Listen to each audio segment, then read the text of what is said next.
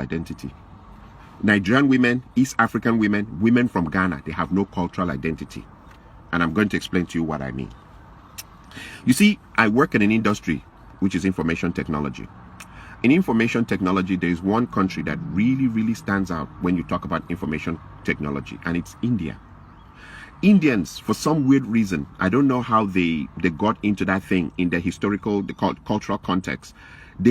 Everybody maybe went in for IT. The whole country made a powerful reference to IT, just like China made a huge push into industrialization that deals with tools. The idea of having the tools to make a car or make a shoe, heavy industrialization that they can use to serve the world. India went into this heavy thing about information technology. In my 12 years of working in information technology, everywhere I go, it's loaded with Indians. If the information technology, for example, if a place has maybe 20,000 workers, I'm talking about a huge place, in which maybe 10,000 of their workers are engineers, software engineers, computer engineers, so on and so forth. I can assure you that of the 10,000, 9,500 will be Indians. So what has been my exposure there? Indian women. They're the one, they're 4 feet, some of them little 4 feet, things, small things that are making dream money. They came direct from their village into the system and they're making 180,000, 190,000, 200,000 dream money. But there's a strange thing I notice about them. As they come to work, they're wearing their native wear, that thing that they tie and hang on their neck with that dot here. Another strange thing I've noticed about them is you will never ever, for all my years, I've stayed in the United States, I was born here. In all my years of staying here, you'll never hear the Indian women dragging their men to the American court system for divorce. It is our women that use the American court system to destroy our men. They bring the court in to help them destroy the men. You will never hear Indian women doing that thing. You will never hear women from China taking Chinese men into the American court system to destroy them with divorce. You will never hear women from Korea dragging their men in huge numbers into the American court system to destroy them. But when it comes to African women, East Africa, Nigeria, Ghana, when it comes to African women, they just drag their men into the court system. One of the things that I noticed in this system or in this problem is poverty. Bring these Indian women, they're making 150,000, 180,000. They don't drag their men into court. Plus, sometimes, like in most places, all the places I've ever worked in information technology, they'll have one car. Not that I'm supporting that behavior, but there's something strange on why I see them. They have one car. They wait for their husbands. Even if their husbands are working 2 hours overtime over their time, they'll wait. Some of them pregnant, waiting for their husbands. When it's finished, they go into the same car with their husband and drive home. I watch Indian women and women from so many other places. They're not crazy about the Louis Vuitton, Gucci, all the designers wears. They are not even interested. Indian women, I meet them. They've been here 15 years, 20 years. They still keep their accent. They still speak as if they're living in India. But when I meet our women, and our women, all that they have to do is just get to a level of where they're making 50,000, 60,000, 70,000 or 80,000 a year. I'm talking about small money. Small money. Immediately the marriage is in danger. And they change. They start bleaching. And they start talking, sure, yeah, sure. Yeah, I went, oh my God, I went to New York. And I'm like, even I who was born here, I don't speak like that. I look at others like the Chinese. They can't speak English very well. You know, and their women may be driving very expensive cars that belong to their husbands. And I look at the Indian women who don't speak English very well, and they're not interested in changing their accent or their undertone. And they wear their native dress, that thing, and everything to work. I look at Korean women. I look at other women. They have this sense of cultural identity. African women do not have a sense of cultural identity whatsoever. Little money, and the marriage is over. One thing I've discovered, a common trend, once the women make, they go, nurse, 80,000 is all they need to make. And suddenly your marriage is in danger. They want to call the shots. They want to be the ones that control everything. And if you don't like it like that, they'll bring in the American courts to destroy your life, destroy everything around you. They will insult you, and I'm like, 80,000 is all that it takes for someone to change. Or 70,000, because most of them, even the 80,000 is overtime.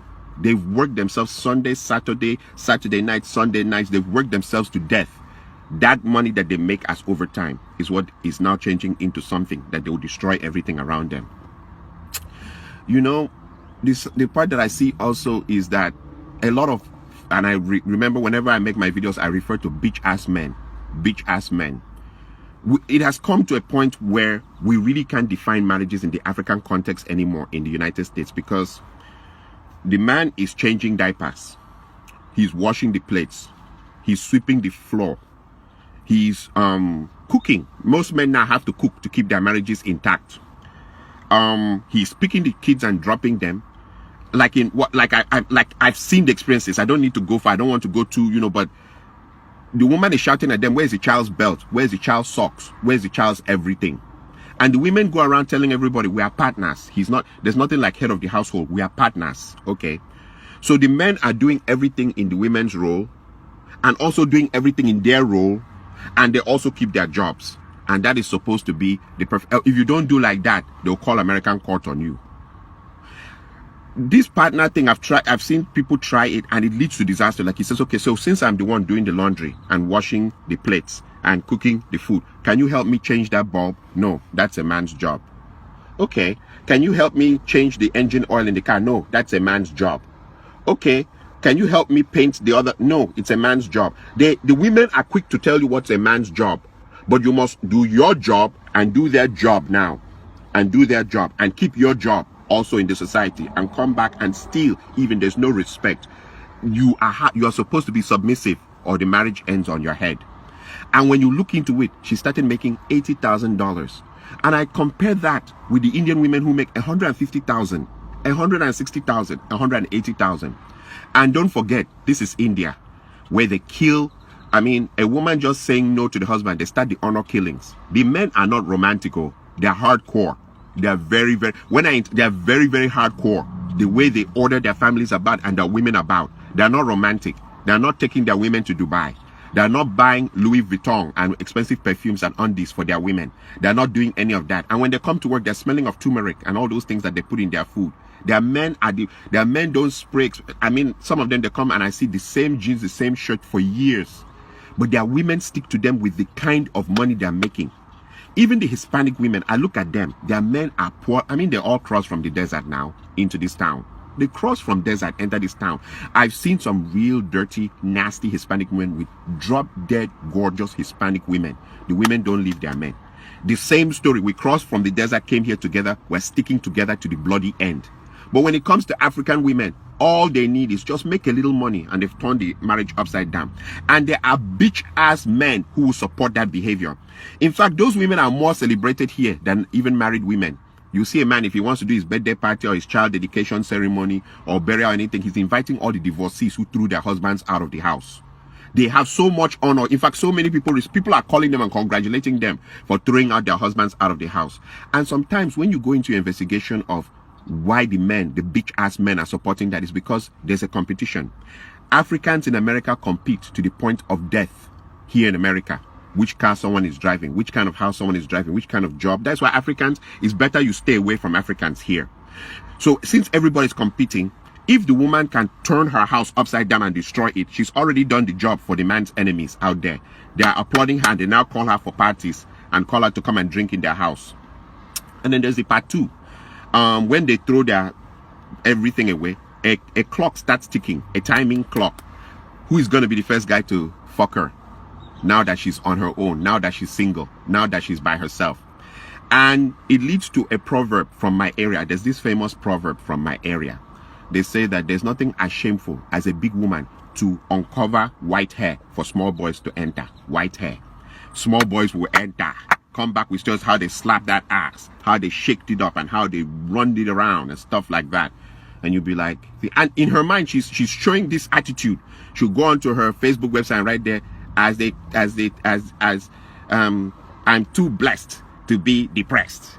As they go lower, we go higher. Yep, we girls are flying higher. Hashtag liberated sisters. And then you wonder what is wrong with African women. Ghanaian community is the first community I've seen that fourth marriage, people fool. Fourth marriage. And if you put your ear to the ground, they're still blaming the men at the fourth marriage of the woman. She's married, the first one divorced, second one divorced, third one divorced, fourth marriage, they fool.